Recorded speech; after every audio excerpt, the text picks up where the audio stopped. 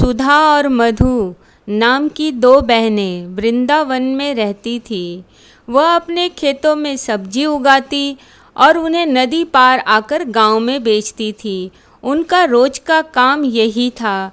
एक दिन उनकी सब्जी जल्दी ही बिक गई तो वह दोनों बहनें अपने साथ लाया हुआ खाना, अचार और रोटी पेड़ के नीचे खा रही थी।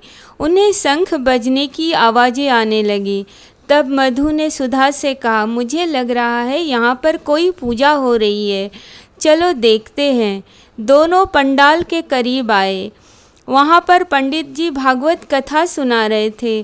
दोनों ध्यान से सुनने लगी। पंडित जी ने जब कथा में कहा, अगर मन में विश्वास हो तो प्रभु हाथ पकड़कर भवसागर पार करवाते हैं।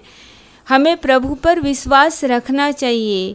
कथा समाप्त हो जाने पर वह दोनों नदी तट पर आई और एक दूसरे से कहने लगी, अब हम नौका का इंतजार नहीं करेंगे, प्रभु का नाम लेकर पार उतरेंगे।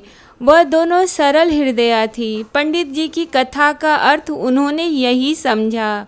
तब दोनों पानी में उतर गई, प्रभु का नाम लेकर चलती गई और उस पार पहुंच भी गई। दोनों खुश थी। अब उनके पैसे जो नौका वाले को देते थे वह बच जाएंगे। अब दोनों रोज ऐसे ही आती और जाती थी। कुछ ही दिनों बाद उन्हें वही पंडित जी दिखाई दिए। पंडित जी एक पेड़ के पास अपना थैला रखकर शौच के लिए जा रहे थे। उन दोनों ने देखा, पंडित जी चले गए। तब दोनों ने कहा, इस थैले में जरूर वही प्रभु होंगे जो हमें नदी पार कराते हैं। चलो हम देखें वह प्रभु कैसे दिखते हैं। उन लोगों ने पंडित जी का थैला खाली कर दिया। उसमें किताबें, मालाएं, कपड़े थे। उन्हें प्रभु नहीं दिखाई दे रहे थे। तब उनकी निगाह थैले में रखे हुए एक डिब्बे पर पड़ी। उन्होंने उसे खोला। उसमें छोटे से बाल गोपाल कृष्ण की मूर्ति थी। उन्होंने बाहर निकाला। उन्हें पंडित जी पर बहुत ही क्रोध आने लगा। आपको डिब्बे में बंद करके रखा है, इन्होंने आपके पैर भी मोड़ दिए, आपको दर्द हो रहा होगा ना प्रभु, आप अपना पैर सीधा कर लीजिए, अभी पंडित जी नहीं है। ये कहकर उन्होंने प्रभु का पैर सीधा कर दिया और अपने साथ लाया हुआ भोजन प्रभु को खिलाने लगी और प्रभु खा भी रहे थे। यह पंडित जी ने देखा, उन्हें चोर समझकर चिल्लाया। उन दोनों ने प्रभु को थैले में रखा और भाग गई।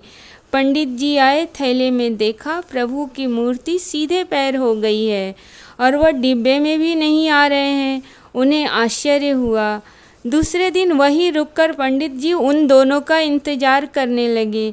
जब वो सब्जी बेचकर आई तब पंडित जी ने उनसे पूछा, तुम दोनों ने मूर्ति के पैर सीधे कैसे किए? तब उन्होंने कहा, आप उन्हें डिब्बे में बंद करके पैर मोड़ के रखते हो, जिससे उनके पैर में दर्द हो रहा था, इसलिए हमने पैर सीधे कर दिए।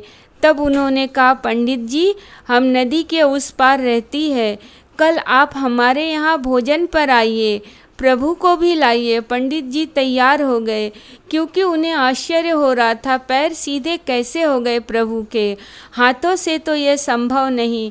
वह यह जानना चाहते थे। दूसरा दिन आया, उन्होंने घर साफ किया, भोजन बनाने की व्यवस्था की। तब सुधा मधु से कहती है, मैं यहाँ पर सब तैयारी कर लूँगी, तू पंडित जी को ले आ। मधु आई, पंडित जी को साथ लेने के लिए नदी तट पर पहुंची। पंडित जी नौका का इंतजार करने लगे। तब वह पंडित जी का हाथ पकड़कर नदी में खींचते हुए ले आई। पंडित जी ने हाथ छुड़ाने की कोशिश की, लेकिन सब व्यर्थ। मैं डूब जाऊंगा, ऐसा कहने लगे। पंडित जी रुआं से हो गए, लेकिन सुधा प्रभु का नाम लेते हुए पंडित का हाथ पकड़े पकड़े नदी पार चलने लगी और चल चल कर दोनों ने नदी पार कर ली और कहा, आपने ही तो हमें बताया कि प्रभु का नाम लेकर चलते रहो तो मनुष्य भवसागर पार कर लेता है। तब तो यह तो नदी है, प्रभु का नाम लेकर ही नदी पार कर लेते हैं हम। और जो पैसे हमने बचाए हैं वो हम आपको देंगे। आप बड़ा सा डिब्बा खरीदना, उसमें प्रभु को रखना, जिससे उनके पैर मुड़े ना और उन्हें दर्द ना हो। यह सुनकर पंडित जी की आंखों में आंसू आ गए और वह समझ गए कि प्रभु के पैर सीधे कैसे हुए।